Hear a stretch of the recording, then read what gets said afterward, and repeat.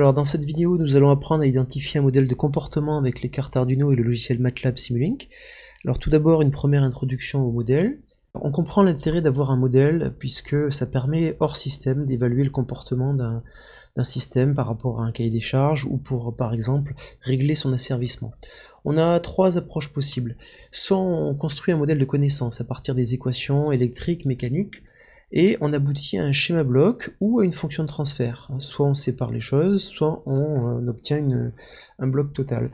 Et on parle alors de modèle causal, puisque la sortie de chaque bloc est le résultat de la fonction du bloc lui-même et de l'entrée. Pour travailler avec ce modèle de connaissance, il faut préalablement avoir les valeurs des différents paramètres.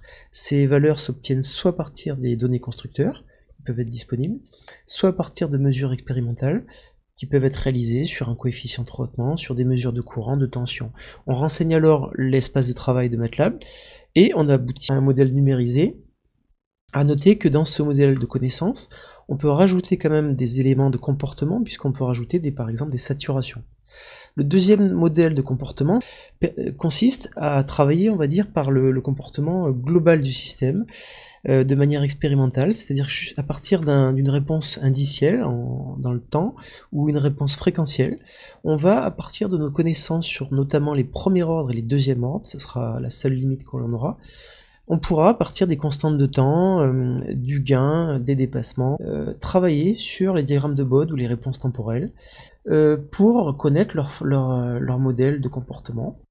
À noter qu'on pourra travailler soit en boucle ouverte, c'est ce qui est le plus couramment utilisé, puisque on sait qu'en boucle ouverte on a une image notamment du comportement stabilité en boucle fermée, ou alors pour certains systèmes tels que des systèmes instables, on pourra travailler en boucle fermée, et à partir des formules de passage qui relient les données caractéristiques des formes canoniques du premier et du deuxième ordre, remonter à ce moment-là à la boucle ouverte. La troisième approche que j'ai mis ici au milieu, puisque finalement le modèle multiphysique ou acausal en fait est un mélange un peu d'un modèle de connaissance, puisque MATLAB finalement applique les formules électriques, les formules de mécanique à l'intérieur de son logiciel, donc on est sur un modèle de connaissance, mais par contre on va pas chercher à connaître exactement les formules le décrivant, on va simplement observer son comportement.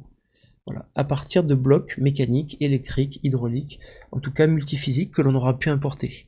Pour travailler avec ce modèle multiphysique, il faut connaître à nouveau les paramètres, et là on retrouve le même problème, c'est-à-dire qu'on va devoir les obtenir à partir de mesures expérimentales.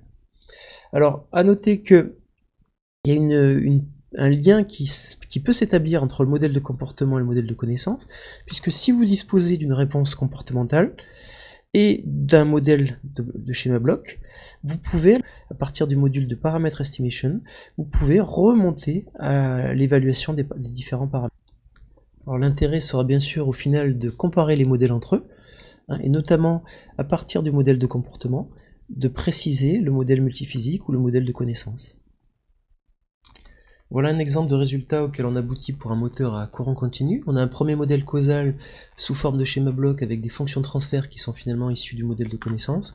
On a ensuite un modèle acausal qui lui contient uniquement des blocs Simulink, donc il faudra connaître les paramètres. Et enfin on a un troisième modèle par exemple, ce qui est issu de modèles de comportement qui ont été construits à partir d'expériences. Et donc l'objectif sera de comparer ces différents modèles, sachant que là je l'ai fait pour un moteur, mais bien sûr on pourra reproduire pour d'autres systèmes, avec comme acquisition souvent essentiellement des capteurs de mouvement. Donc là j'ai pris un capteur analogique et des capteurs de type encodeur.